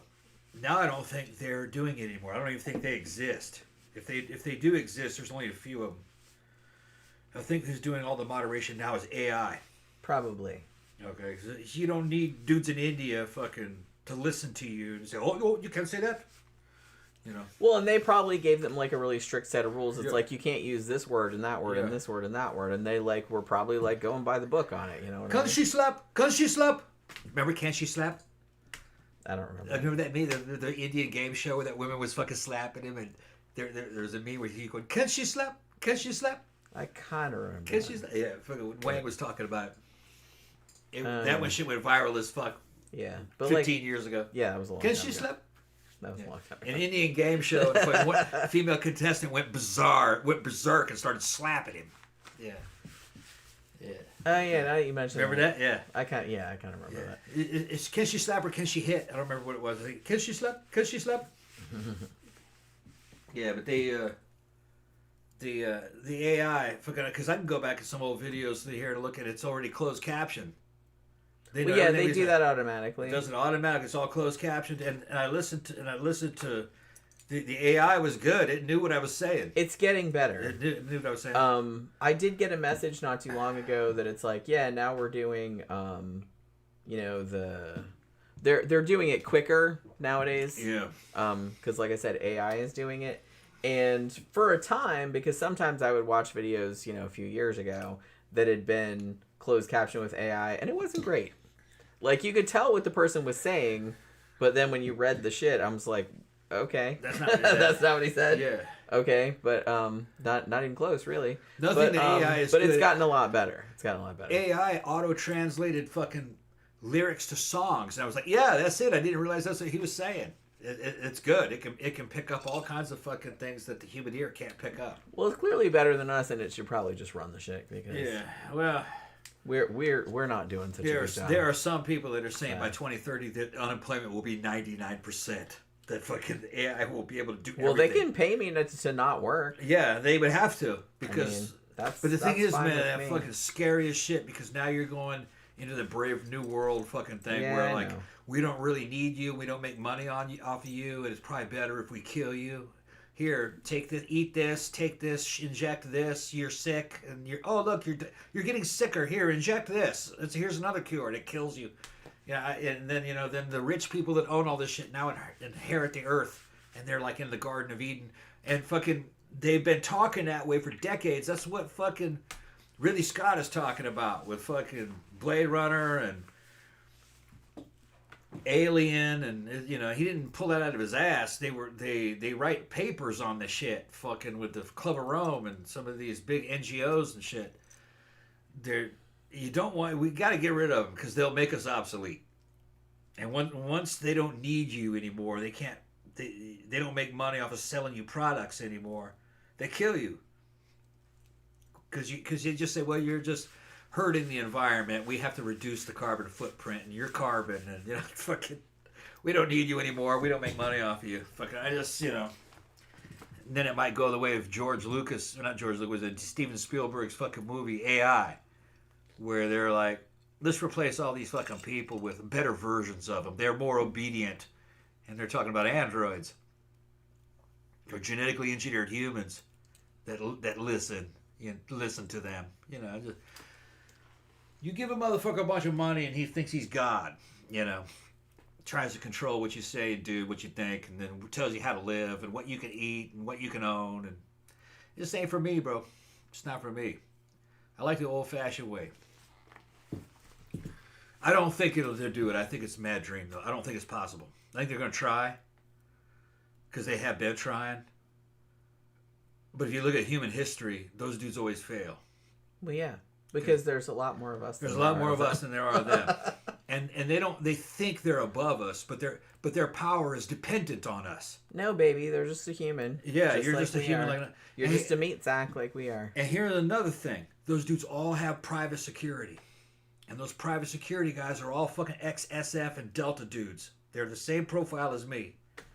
And when they start depopulating the world and nobody's making any money, they go, "Hold on, wait a minute, this is the end of the world." And this guy I work for, who owns all this fucking underground bunkers and shit, he's not rich anymore.